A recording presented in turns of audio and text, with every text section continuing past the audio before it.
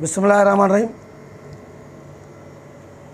Pakistan peoples party वो वाहिद party है जैमें रात असो कैंडिडेट अला बख्श बलोच पीपल्स पार्टी जो उहदेदार हो और पीपल्स पार्टी के टिकट ते हो उन्हीं कें बे पार्टी जो ऐलान किया न कें उहदेदारन को पुछा कई न कें वडन को पुछा करे पाण ऐलान कई।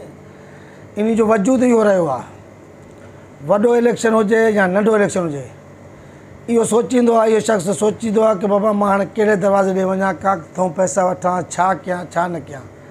हे सिर्फ़ु पार्टियुनि खे शो कंदो आहे। इन शो जे वजह में अॼु तव्हां ॾिसो पीपल्स पार्टी जा जेला, पीपल्स पार्टी जा वर्कर अञा ॿिया बि आहिनि।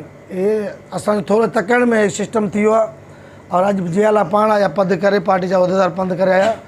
उन्होंने इहो चयो कि हाणे असां काॾे वञूं, पोइ असां इहो सम्झोसीं कि असांजो हाजी साहिबु मंज़ूर अहमद अबड़ो साहिबु असांजे इलाइक़े जो बि आहे, असांजो पड़ोसी बि आहे। पोइ हिननि सोचियो कि असां इन जी हिमायत कंदासीं। वार्ड नंबर 5 जो इन जी हिमायत कंदासीं। हे दोस्तनि चयो कि असांजे जेका ई वोट आहिनि 50, 100, 50, 10 जेका असां हाजी साहिब जो हिमायत कंदासीं।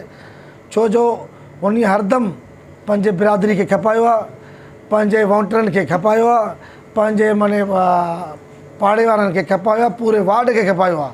हे टिकटां वठी पोइ इहो शो कंदो आहे, पैसा वठण जो रस्तो ॻोल्हींदो आहे और पाण खे शो कंदो आहे और टिकटनि खे पोइ माने हिकु पासे करे पाण ॿियनि जे हक़ में उहो वेही रहंदो आहे। इन लाइ असां दोस्तनि हिननि जी हिमायत कयो आहे। इंशाअल्लाह ताला असां बि पाकिस्तान पीपल्स पार्टी जा जेका बि दोस्त, जेका मुंहिंजा जियाला आहिनि इन वार्ड में, जेका पार्टी जा दोस्त रहियल आहिनि, ॿिया बि रहनि था, उन 23 वार्ड खां बि इन 5 वार्ड में काफ़ी माण्हू आयल आहिनि और उन्हनि जा वोट हाणे मां उन्हनि खे वर्करनि खे उहदेदारनि खे गुज़ारिश कंदुमि, तव्हां हाजी साहिब खे वोट ॾिजो और हाजी मंज़ूर साहिब खे वोट ॾिजो।